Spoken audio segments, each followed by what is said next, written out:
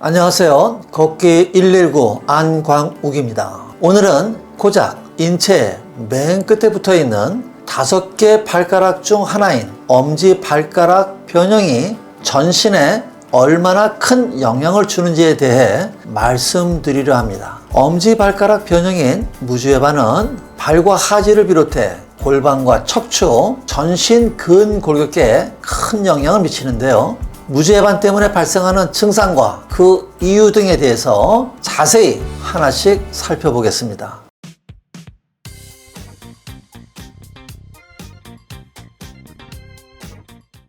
먼저 발인데요. 무지해반으로 인해 발에 나타나는 문제들은 매우 많습니다. 무지에 발생하는 건막류, 제1 중족골통, 앞꿈치의 굳은 살, 또 티눈, 그 다음 3, 4지 발가락 사이에 발생하는 지간신경통, 그 다음에 발등이 낮아지는 평발화, 또 습관성 발목 염좌 등이 있습니다. 이 모든 것들이 무주해반과 관련이 있다는 건데요. 무지의 건막류와 제1 중족골 통증은 과도한 관절 압박에 의해서 발생하는데요. 엄지가 휘어진 상태에서는 걸을 때 엄지의 지복부가 지지해야 할 체중을 모두 기저골격인 제1 중족골의 하단과 측면에서 전부 받아내야 되기 때문입니다. 앞꿈치의 굳은 살과 티눈, 지간신경통 또한 마찬가지입니다. 엄지발가락이 감당해야 할 체중이 엄지를 제외한 나머지 발가락에 모두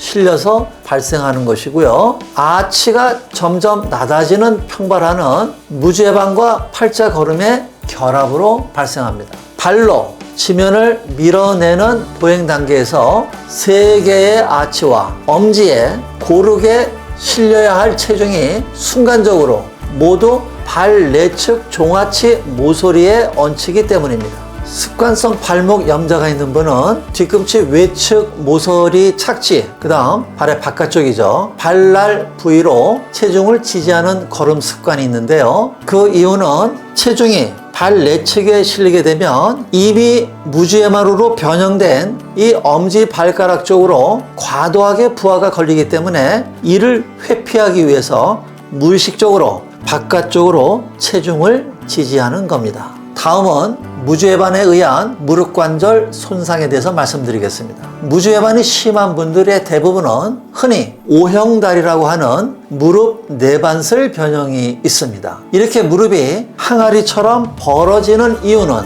무주해반이 있는 분들의 보행 습관인 뒤꿈치 외측으로의 체중 지지 때문입니다. 뒤꿈치 외측 모서리로 체중이 반복적으로 쏠리게 되면 발목은 안으로 점점 휘어지게 되는데요. 이때 무릎은 역학적 원리에 의해서 발목 변형의 반대 방향인 바깥으로 벌어지게 됩니다.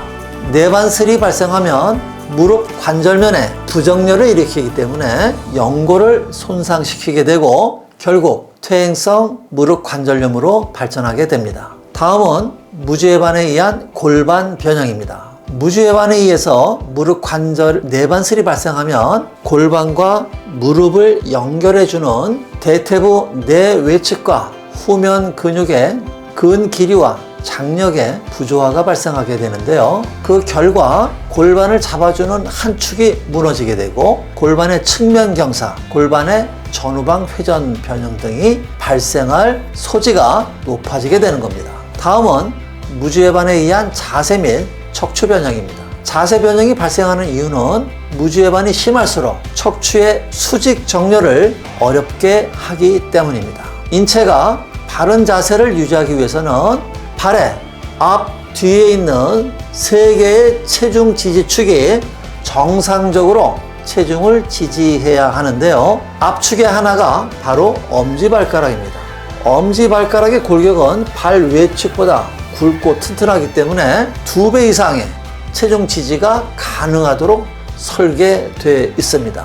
그러나 무주해반이 심하면 엄지가 체중 지지축으로서의 기능을 상실하게 됩니다. 때문에 상대적으로 체중 지지가 용이한 뒤쪽 체중 지지축인 뒤꿈치에 심한 체중 쏠림 현상이 발생하게 되고요. 그 결과로 척추의 상위적 커브와 자세가 변화하게 되는데요. 바로 그 자세가 무릎은 구부러지고 엉덩이는 뒤로 빼고 반대로 상체는 앞으로 쏠린 상태에서 어깨는 뒤로 젖힌 자세가 되는 겁니다. 이 걷기 자세는 건강이 좋지 않으신 노년층에서 주로 관찰되는 걸음인데요. 굳이 이 말씀을 드리는 이유는 노년에 이렇게 품위가 상실된 자세를 갖게 되는 것이 노화 때문만이 아니라 젊었을 때 나타난 무주해반을 평생 방치한 결과일 수 있다는 경각심을 드리기 위해서입니다. 다음은 무주해반에 의한 전신 근육 피로와 목과 어깨 근육의 만성 긴장입니다. 무주해반증이 심해지면 전신의 근육 피로와 어깨 통증이 심해지는데요. 그 이유 또한 자세 변형 원인과 동일합니다. 발에 있는 3개의 체중 지지축이 모두 정상일 때는 체중 지지의 역학구도가 완벽하기 때문에 최소한의 근력으로도 바른 자세와 균형을 유지할 수가 있습니다. 하지만 무주해반 때문에 엄지발가락이 제 역할을 하지 못하면 전신의 근육은 불안정한 지지 기반 위에서 자세와 균형을 잡기 위해서 더 많은 근육을 더 많이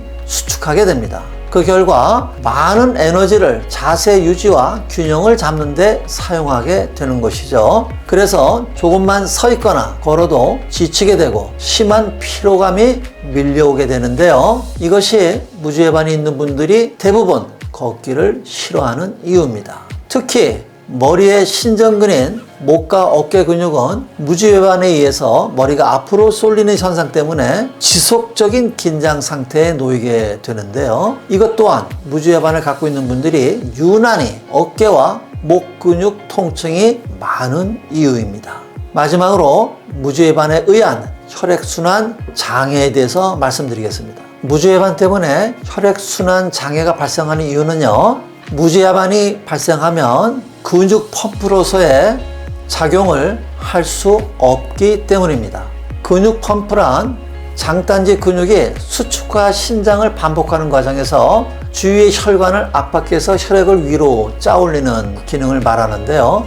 장단지 근육이 혈액을 충분히 짜올릴 정도로 강하게 수축하고 신장하기 위해서는 보폭은 넓게, 보행 속도는 빠르게 걸어야 합니다. 그런데 무주해반은 이 2가지 모두를 어렵게 합니다.